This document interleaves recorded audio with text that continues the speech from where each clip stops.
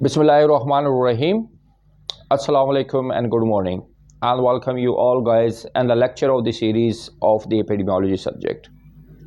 In the today lecture of the epidemiology, we will cover the two main important terms which is mostly used in the epidemiology and the biostats. These two terms, the name of these two terms is the bias and the error. We will learn what's the difference between the biasness and what is the difference between the error. Let's go through from the thematic concepts about the biasness and the error. Now, what is the difference between the bias and the error? What is the bias and what is the error? The bias is the actually is the which is happen mostly is intentionally and unintentionally. Mostly it is happen intentionally. And what is this? It is make the difference between the true measurement and the recorded measurement result. Actually, it is deviate the bias net is deviate the result from the actual result. In the other terms, we can say it is the biasness is always make the result is prejudicious or ambiguous or doubtful. How it is make a doubtful? Because it is deviate the result from the actual result. So the biasness is the mostly happen intentionally, not unintentionally. So we can say the bias is mostly is happen, we can say non-randomly.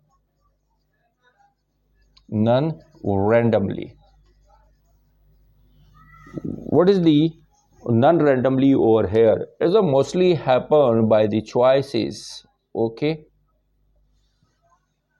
due to the choice, it is always deviate the result of the study from the actual result. Let's to come up from this diagram. Let's see this diagram. This black one, and the center of this black one is the shows the result of the population mean. Okay, this black one is the population mean. Suppose this is the population mean. Now, after the conduct the study, we draw the sample size, and after draw the sample size, we will come up with the result of this blue line. Okay, this blue line. Now, the mean of this blue line of the sample mean, which is called the x bar. Now, this is the population mean and this is the sample mean. Now the difference, the deviation from the population mean to the sample mean, this deviation of the recorded or the calculated result of the sample mean from the actual population mean, this is happened because of the biasness. So now it's clear your concept. Now we will go through from the different form of the biasness. Now the first one is the selection bias. Okay, the selection bias. Mostly the result which is make the prejudicious result from the actual result, this is due to the selection bias. So what's the selection bias? If someone wants to conduct the study on the smoking, they see the association of the smoking with the lungs cancer, or see the association of the smoking with the lower respiratory tract infections. Now he collect the data, the convenience data. He collect the data from the convenience sampling, from the secondary data, and he visited to the clinic of the pulmonologist, or he visited to the healthcare centers, and he select the data from the healthcare center or from the consultant, the pulmonologist, and selected the people or included those people who are the smokers according to the secondary data of the pulmonologist and the healthcare centers. So the result will become up of the data to see the inference between the smoking and the lungs cancer on the basis of that secondary data which was the available in the healthcare center or at the pulmonologist clinic. Now he didn't included those people of the community who are doing the smoking, who didn't access or didn't visit to the healthcare center or the pulmonologist. So the result which will become up according to that particular data, the selected data, the result will become up according to that selected sample size. So it will always be a selection bias. Those people who definitely visited to the pulmonologist and then the healthcare center, they are the smoker, but they are already their lungs tissues or their lungs changes has been come up and they got the respiratory infection. Then definitely the result will become of the overestimated this to see the association between the smoking and the lungs cancer or the lungs infections. So the biasness is always show the result or the overestimate or the underestimate. Now the many other form of the biasness, this is called the information biasness, publication biasness, social desirability biasness, and the recall bias, which is the most common in the case control study design. When you get the data or the information, or you wants to collect the data from those women who have been come across from the infection during their pregnancies, and their children are born with the low birth babies, they will be more remember their infection incidences as compared of those women who born the normal babies or normal weight babies. So this is the recall biasness which is mostly happen in the case control study design, when you collect the data from the cases and the control from the cases and control.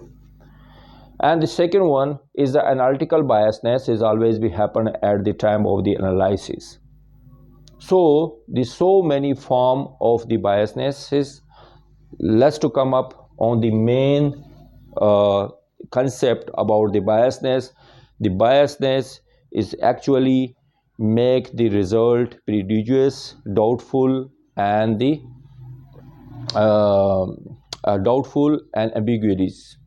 It is deviate the result from the actual result.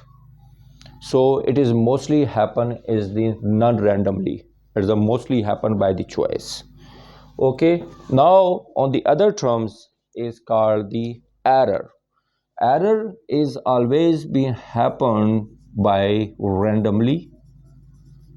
Okay, and randomly, very well, randomly always happen by the chance. When the error has been happened in your research study design, so what it is give the, it is make the question mark on the accuracy of the result. Accuracy of the result.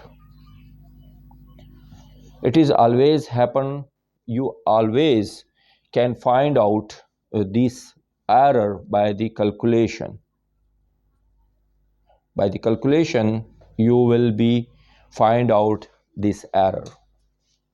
And our error always inaccurate the result of the finding or the result or the finding of the any research project, and you can correct it by the statistical method or by the any calculations. The the the main example of this error which is happened is the mostly has called the random error. Okay, and the random error.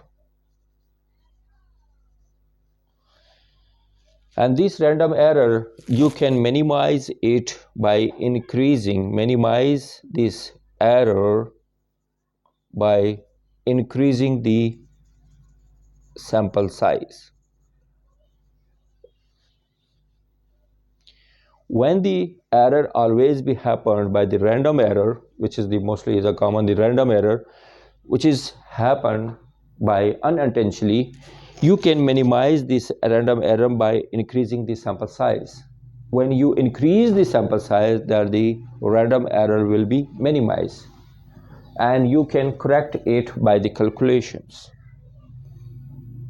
Okay, it is also effect on the result, but you can correct it very easily. You can find out the error very easily as compare of the biasness. If the bias has been happened, let's just like the systematic error. This is systematic error, but this systematic error always, this systematic error is called the biasness. Okay, and these systematic errors is the like a standard deviation.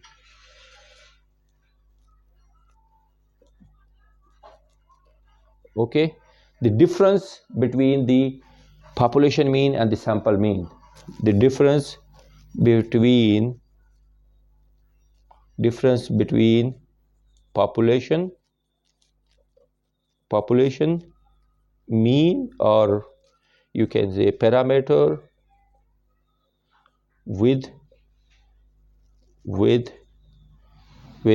sample mean or statics.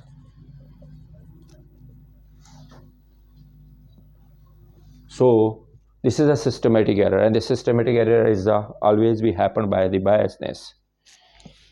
If what is this say biasness? If the biasness is happen, it will be gone throughout in your research project.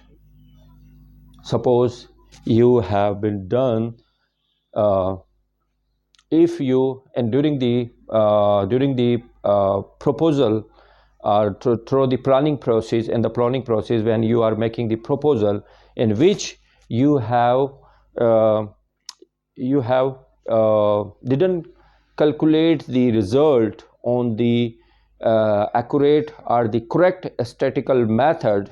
So what would be happen? The result will be come up with the which is deviate the result from the actual result, and this is always be happen by the systematic error, and this systematic error is called the biasness.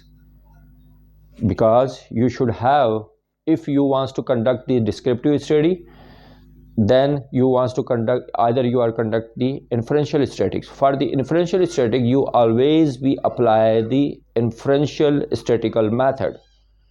If you will if you conduct the study in an inferential way, or in an analytical study, or in an analytical study method, or in an analytical research study design, and you will apply, and if you apply the descriptive statistics on the analytical study design, so the result will become up deviate from the actual results. So it will not draw or calculate the actual result.